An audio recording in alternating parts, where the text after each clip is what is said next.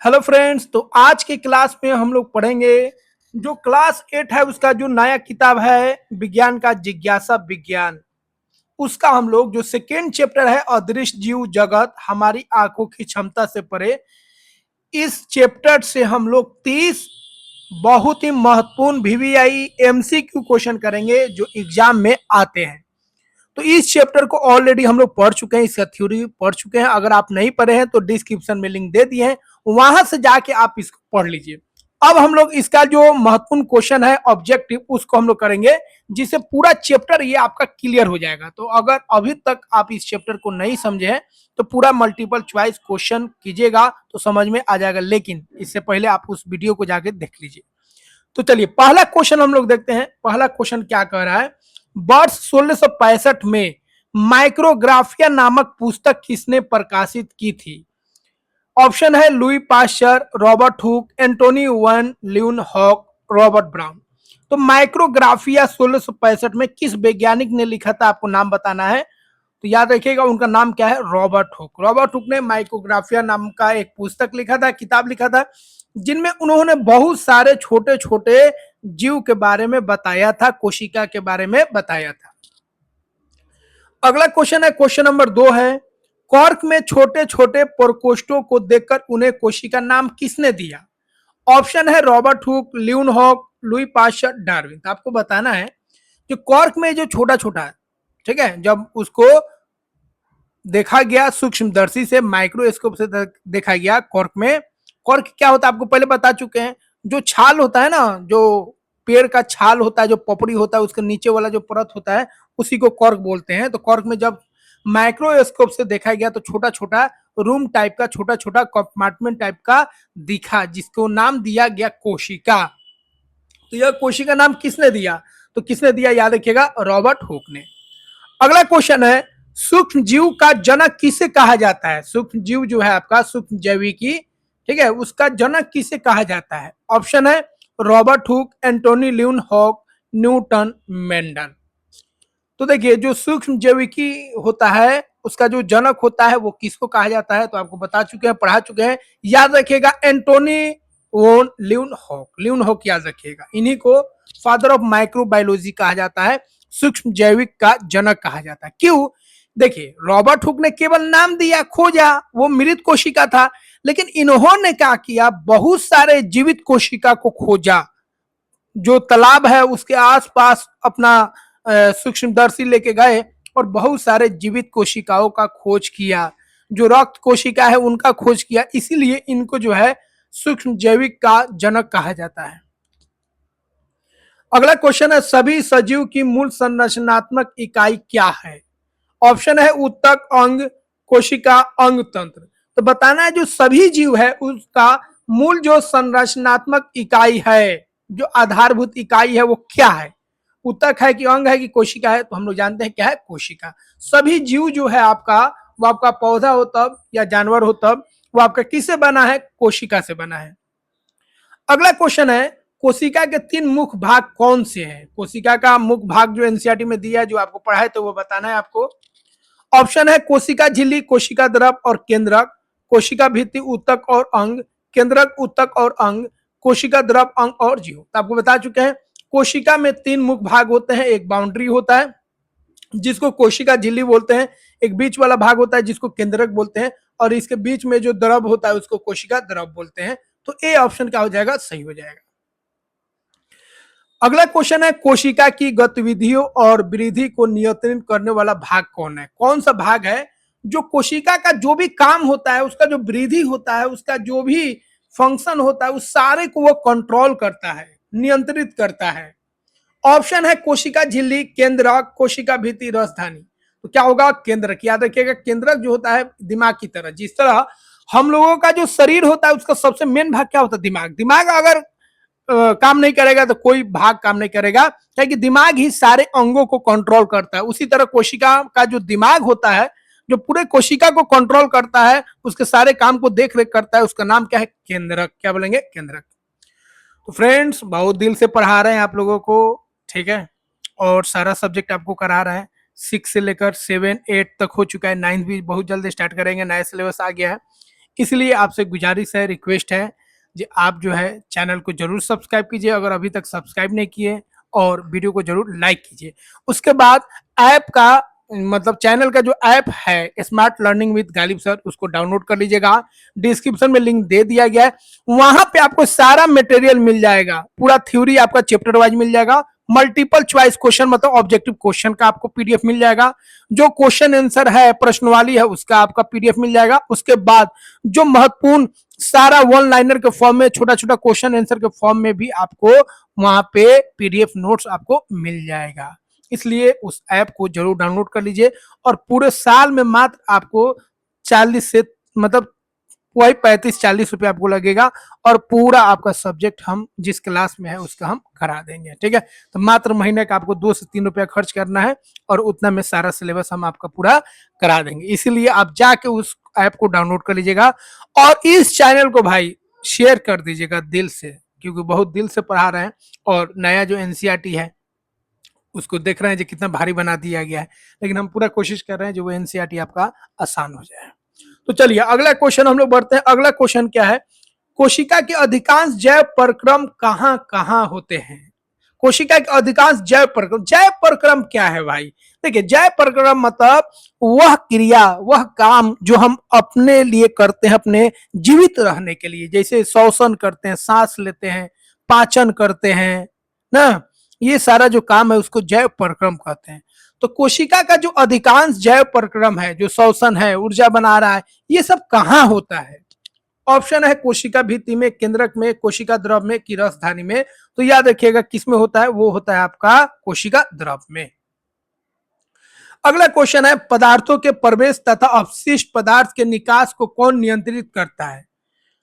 तो कौन सा वह कोशिकांग है, कोशिका का अंग है जो अपशिष्ट पदार्थ को बाहर निकालता है, और जो महत्वपूर्ण पदार्थ है उसको कोशिका के अंदर जाता है। मतलब कोशिका का गेट कीपर कौन है, जो अंदर के चीजों को बाहर जाने देता है और बाहर के चीजों को अंदर जाने देता है, और सबको नहीं आने देता है, जिसको मन करता है जो जरूरी होता है उसी को अंदर जाने देता है और उसी को बाहर जाने देता है। वो कौन है? कोशिका झिल्ली है, कोशिका भित्ति है, केंद्रक है, कि हरित लवक है? तो उसका नाम है, याद रखिएगा, कोशिका झिल्ली। तो कोशिका का जो बाउंड्री होता है उसी को कोशिका झिल्ली बोलते हैं। यही तय करता है कि कौन अंदर आएगा और कौन बाहर जाएगा। अगला क्वेश्चन है, पादप कोशिका को मजबूती और दृढ़ता कौन प्रदान करता है? ऑप्शन है केंद्रक, कोशिका भित्ति, कोशिका द्रव और कोशिका झिल्ली। तो पादप कोशिका में आपको बता चुके हैं, कोशिका झिल्ली तो होता ही है, उसके बाहर एक और बाउंड्री होता है जिसको हम लोग बोलते हैं कोशिका भित्ति। क्या बोलते हैं? कोशिका भित्ति। यह कोशिका भित्ति पौधों में होता है, जानवरों में नहीं होता है, क्योंकि पौधों को एक्स्ट्रा सुरक्षा चाहिए। पौधे अपने से नहीं चल सकते, अपनी सुरक्षा नहीं कर सकते हैं, इसलिए पौधा में एक एक्स्ट्रा बाउंड्री होता है कोशिका भित्ति, जो पौधों को क्या करता है, मजबूती देता है, उनको खड़ा रहने में मदद करता है, उनको दृढ़ता देता है। तो कौन सा है? बी ऑप्शन हो जाएगा, कोशिका भित्ति। याद रखिएगा, ये निर्जीव होता है। कोशिका भित्ति क्या होता है? निर्जीव होता है। अगला क्वेश्चन है, प्रकाश संश्लेषण में सहायता करने वाले लवक हैं। प्रकाश संश्लेषण में सहायता करने वाले कौन सा लवक है आपको बताना है। लवक मतलब याद रखिएगा पिगमेंट, कोई रंग। ऑप्शन है रसधानी, हरित लवक, केंद्रक, कोशिका झिल्ली। तो प्रकाश संश्लेषण में कौन सहायता करता है? हम लोग पढ़ चुके हरित लवक। जो हरित लवक होता है, जिसको हम लोग प्यार से इंग्लिश में क्लोरोफिल भी कहते हैं, यह क्या करता है? सूर्य के प्रकाश को खींचता है और प्रकाश संश्लेषण में मदद करता है। तो ऑप्शन बी हो जाएगा आपका, हरित लवक प्रकाश संश्लेषण में सहायता करता है। अगला क्वेश्चन है, पादप कोशिका में बड़े खाली दिखाई देने वाले स्थान को क्या कहते हैं? पादप कोशिका का बात करेंगे तो एक बड़ा सा थैला टाइप का होता है ना, जो खाली होता है, और इसमें कभी कभी बहुत सारा चीज इसमें रखा जाता है, स्टोर हाउस की तरह होता है। इसको क्या बोलते हैं?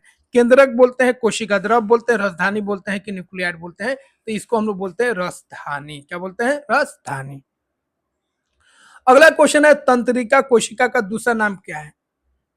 तो जो तंत्रिका कोशिका होता है, जिससे पूरे शरीर में हमारा मैसेज आता है ब्रेन को, और ब्रेन से मैसेज आता है अंग को ना। कोई गर्म चीज आप छू रहे हैं तो जल्दी हाथ को हटा लेते हैं, तो दिमाग से जो मैसेज गया है हाथ को, वो किस कोशिका के द्वारा गया है, तंत्रिका कोशिका के द्वारा गया है।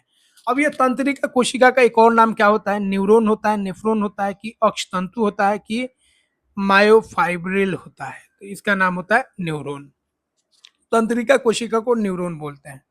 अगला क्वेश्चन है, पेशी कोशिका का आकार सामान्यतः कैसा होता है? जो पेशी कोशिका होता है, मतलब जो मांस वाला, हमारे शरीर में जितना भी मांस है उसका जो कोशिका होता है उसको पेशी कोशिका बोलते हैं। उसका आकार कैसे होता है? क्या वह गोलाकार होता है? क्या वो तर्क रूपी? तर्क रूपी का मतलब हो गया इस शेप का, यह जो शेप होता है इसी को बोलते हैं तर्क रूपी। घनाकार होता है या तराकार होता है? तो देखिए पेशी कोशिका जो होता है, याद रखिएगा, इस शेप का होता है जिसको तर्क रूपी बोलते हैं, क्योंकि यह नमरता है। क्या होता है? नमरता है। क्योंकि आप जब हाथ को फैलाइएगा तो ये खींचेगा ना, फिर ये सिकुड़ेगा जब हाथ को खींचेगा तो ये पेशी कोशिका जो होते हैं वो सिकुड़ते भी हैं, फैलते भी हैं, इसलिए इनका जो आकार होता है वो तर्क रूपी होता है। अगला क्वेश्चन है, सजीवों में संगठन के स्तरों का सही क्रम कौन सा है? कोशिका, अंग, उत्तक, जीव बताना है। तो देखिए हम लोग ऑलरेडी पढ़ चुके हैं, सजीव में जो संगठन है, जो भी जीव बनता है वो छोटे छोटे कोशिकाओं से मिलकर बनता है। लेकिन कोशिका मिलकर क्या बनता है भाई? तो कोशिका मिलकर बनता है उत्तक बनता है ना, फिर बहुत सारे उत्तक मिलकर अंग बनाते हैं, बहुत सारे अंग मिलकर अंग तंत्र बनाते हैं, और बहुत सारे अंग तंत्र मिलकर क्या बनाता है? जीव बनाता है। तो बी ऑप्शन क्या हो जाएगा? सही हो जाएगा। अगला क्वेश्चन है, सबसे बड़ी ज्ञात एकल जीवित कोशिका कौन सी है? सबसे बड़ी जीवित कोशिका बताना है, एकल कोशिका, जो एक ही कोशिका का सबसे बड़ा है। मानो अंडाणु है, अमीबा है, शुतुरमुर्ग के अंडे का पितक, या तंत्रिका कोशिका? तो याद रखिएगा, सबसे बड़ा जो कोशिका है वो कौन सा है आपका? शुतुरमुर्ग का जो अंडा है उसका पीला वाला भाग, पितक मतलब उसका पीला वाला भाग। तो शुतुरमुर्ग का जो अंडा होता है उसका पीला वाला जो भाग होता है वो सबसे बड़ा एकल कोशिका होता है। ठीक है। और मानव में अगर हम बात करेंगे, मानव में सबसे बड़ा कोशिका कौन होता है? तो वो होता है आपका अंडाणु। और सबसे छोटा कौन होता है? याद रखिएगा पूरे जीव में, तो माइकोप्लाज्मा। और मानव में सबसे छोटा जीवित कोशिका कौन होता है? मानव में अगर बात करेंगे तो वो होता है आपका शुक्राणु। अगला क्वेश्चन है, नग्न आंखों से न दिखाई देने वाले अत्यंत छोटे जीव को क्या कहते हैं?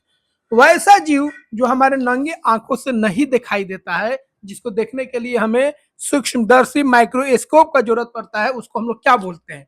बहुकोशिकीय जीव बोलते हैं, सूक्ष्म जीव बोलते हैं, उत्तक बोलते हैं, कि परजीवी बोलते हैं? तो उसको हम लोग बोलते हैं सूक्ष्म जीव। सूक्ष्म जीव, सूक्ष्म मतलब अति छोटा, काफी छोटा, और जीव मतलब जीव ऐसे जीव जो बहुत छोटे होते हैं, जिसको हम लोग अपने नंगे आंखों से नहीं देख सकते हैं, माइक्रोस्कोप से ही देखा जा सकता है, वैसे जीव को सूक्ष्म जीव बोलते हैं। चलिए आगे बढ़ने से पहले अगर अभी तक आप वीडियो को लाइक नहीं किए तो लाइक कर दीजिए और चैनल को प्यार से सब्सक्राइब कर लीजिए। चलिए आगे बढ़ते हैं। खाली वीडियो देखने से नहीं होगा, समझे? वीडियो देख के निकल लेते हैं। थोड़ा लाइक कीजिए, सब्सक्राइब कीजिए, थोड़ा मेरा भी हौसला बढ़े ना, हमको भी काम करने में थोड़ा मजा है। कमेंट कीजिए, थोड़ा सा कमेंट करते हैं तो बहुत अच्छा लगता है।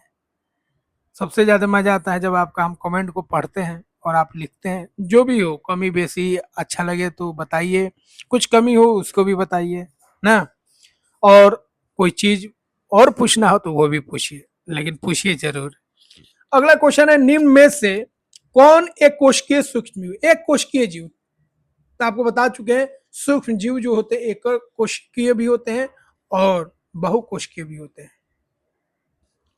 अमीबा, मनुष्य, आम का पौधा, मछली। तो याद रखिएगा, जो अमीबा है आपका वो एक कोशिकीय जीव, अमीबा हो गया, पैरामीशियम हो गया, ठीक है, या जो भी जीवाणु होता है वो सब क्या होता है? एक कोशिकीय जीव होता है। अगला है, अमीबा और पैरामीशियम किस समूह के सूक्ष्म जीव है? कवक है, कि शैवाल है, कि प्रोटोजुआ है, कि जीवाणु? तो आपको बता चुके हैं सूक्ष्म जीव के अलग अलग प्रकार होते हैं, जैसे शैवाल हो गया, कवक हो गया, प्रोटोजो हो गया, जीवाणु हो गया, और एक आता है विषाणु। क्या आता है? विषाणु। ये 5 तरह का सूक्ष्म जीव आपको ध्यान में रखना है। तो अमीबा और पैरामीशियम किस खानदान के हैं? तो याद रखिएगा ये प्रोटोजुआ खानदान के हैं। किसके? प्रोटोजुआ के खानदान के हैं। अगला है क्वेश्चन, अमीबा की प्रमुख विशेषता क्या है? जो अमीबा पानी में होता है, याद रखिएगा, इसका निश्चित आयताकार आकार होता है, यह एकल कोशिका होता है, गतिशील करता है, चलता है, और इसका आकार अनियमित होता है, यह बहुकोशिकीय होता है और अचल होता है, केवल गोलाकार आकार का होता है। तो याद रखिएगा अमीबा जो होता है ना, इसका आकार कोई निश्चित नहीं होता है, इसका आकार बदलते रहता है, इसका आकार बदलते रहता है। तो यह एकल कोशिका होता है, मतलब एक कोशिका से बना होता है। यह जो अमीबा होता है गतिशील होता है, मतलब चलते रहता है, और इसका जो आकार होता है याद रखिएगा अनियमित आकार होता है, इसका आकार हमेशा बदलते रहता है, इसीलिए बी ऑप्शन सही हो जाएगा। यह एकल कोशिका होता है, यह गतिशील भी होता है, चलता भी है, और इसका आकार क्या होता है, अनियमित होता है।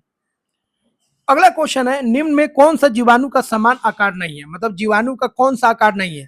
तो जीवाणु क्या गोलाकार होते हैं, तो होते हैं। क्या वो कोमा के आकार के होते हैं, तो कोमा के आकार के होते हैं। क्या वो सर्पिकाल भी होते हैं, मतलब सर्पिल आकार का होते हैं, तो हाँ होते हैं। लेकिन क्या वो आयताकार ईंट जैसा होते हैं, नहीं। ठीक है, तो जो पौधे होते हैं उनका जो कोशिका होता है उनका आकार आयताकार ईंट जैसा होता है, लेकिन जीवाणु का आकार वैसा नहीं होता है। अगला क्वेश्चन है, सूक्ष्म जीव कहाँ पाए जाते हैं। केवल जल में पाए जाते हैं, केवल मिट्टी में, केवल वायु में, या जल मिट्टी वायु तथा जीव के शरीर में पाए जाते हैं। तो याद रखिएगा सूक्ष्म जीव जो है हर एक जगह पाए जाते हैं। वह जो होते हैं जल में भी है, मिट्टी में भी है, वायु में भी है, मतलब हवा में भी है, और हमारे शरीर के अंदर भी है। अगला क्वेश्चन है, विषाणु की सही विशेषता कौन सी है। विषाणु का बात करेंगे तो विषाणु के बारे में बहुत खास चीज एनसीईआरटी में दिया गया था, उसी को बताना है। यह बहुकोशिकीय होता है, यह अकोशिकीय होता है, इनमें अनेक ऊतक होते हैं, यह केवल पौधों में पाया जाता है। तो याद रखिएगा विषाणु जो होता है ना, ये कोशिका से नहीं बना होता है, यह जो होता है अकोशिकीय होता है। और जो विषाणु होता है यह जो मृत और जो सजीव होता है उसके बीच का होता है, मतलब ये ना ही मृत होता है ना ही यह जीवित होता है। अगर ये मृत चीजों पर जाएगा तो ये मृत हो जाएगा, दीवार उवाल पर रहेगा, कपड़ा पर रहेगा तो मृत जैसा बिहेव करेगा, और जैसे ही किसी सजीव के अंदर चला जाएगा तो वो जिंदा हो जाएगा। ठीक है, तो ध्यान रखिएगा यह जो है मृत और सजीव के बीच का कड़ी है, और यह कोशिका से नहीं बना है। दूसरा चीज याद रखिएगा सभी सूक्ष्म जीव में सबसे छोटा यही है। सबसे छोटा कौन है, विषाणु। अगला है, विषाणु गुणन कब करते हैं, जल में, मिट्टी में, जीवित कोशिका में प्रवेश करने पर, या वायु में। याद रखिएगा बाकी सूक्ष्म जीव जो है कवक हो गया, शैवाल हो गया, वो तो कहीं रह लेगा, लेकिन यह जो विषाणु है आपका वो जल में नहीं जिंदा रहेगा, मिट्टी में जिंदा नहीं रहेगा, हवा में जिंदा नहीं रहेगा, कपड़ा पर रहेगा तो जिंदा नहीं रहेगा, दीवार पर रहेगा तो जिंदा नहीं रहेगा। लेकिन अगर किसी जीवित कोशिका के अंदर चला गया तो यह जीवित हो जाता है और अपना गुणन करने लगता है, मतलब अपना खानदान बढ़ाने लगता है। तो सी ऑप्शन क्या हो जाएगा, सही हो जाएगा। अगला क्वेश्चन है, ब्रेड फफूंद किस वर्ग का सूक्ष्म जीव है। तो जो ब्रेड आप देख रहे हैं, ब्रेड पर जो भुअरी लगता है, रोटी पर जो भुअरी लगता है ना, उसका बताना है वो क्या है, क्या वो प्रोटोजोआ है, कवक है, कि जीवाणु है, कि शैवाल है। तो याद देखिए वो कवक होता है। क्या होता है, कवक। अगला है, पौधों के अपशिष्ट को खाद में बदलने की भूमिका किसकी होती है। तो पौधा का जो अपशिष्ट होता है, पौधा का जो कचरा हो गया ना, छिलका हो गया उसका, कोई पौधा मर गया या कोई पौधा का छिलका है, उसका फल है, तो उसको अपशिष्ट में कैसे, मतलब उसको खाद में कैसे बदला जाता है। खाद में कौन बदलता है, कौन सूक्ष्मजीव खाद में बदलता है, विषाणु, कवक और जीवाणु, केवल शैवाल, या केवल प्रोटोजोआ। तो याद रखिएगा कवक और जीवाणु जो होते हैं ना, वो पौधा का या जानवर का जो भी अपशिष्ट होता है उसको खाद में बदलते हैं। अगला क्वेश्चन है, सूक्ष्म जीव पर्यावरण को स्वच्छ रखने में कैसे सहायता करते हैं। तो याद रखिएगा जो सूक्ष्म जीव होते हैं ना, पर्यावरण को साफ रखते हैं। कैसे, कोई भी चीज मरता है तो देखते हैं गायब हो जाता है, खत्म हो जाता है। ठीक है, कोई भी चीज मरता है तो क्या होता है, खत्म हो जाता है। क्योंकि ये सूक्ष्म जीव होते हैं उसको सड़ा के गला के उसको खा जाते हैं और मिट्टी में मिला देते हैं। तो ऑक्सीजन समाप्त करके, अपशिष्ट पदार्थों का अपघटन करके, मिट्टी हटाकर या जल सुखाकर। तो याद रखिएगा सूक्ष्म जीव जो होते हैं वो पर्यावरण को साफ रखते हैं, स्वच्छ रखते हैं। कैसे, जो अपशिष्ट पदार्थ है, जो मृत पौधे हैं, जो मृत जानवर है, उनको क्या करके सड़ा के गला के और उनको खा जाते हैं और मिट्टी में मिला देते हैं। अपघटन मतलब होता है, याद रखिएगा, उनको सड़ा के गला के छोटे छोटे टुकड़ों में तोड़ना।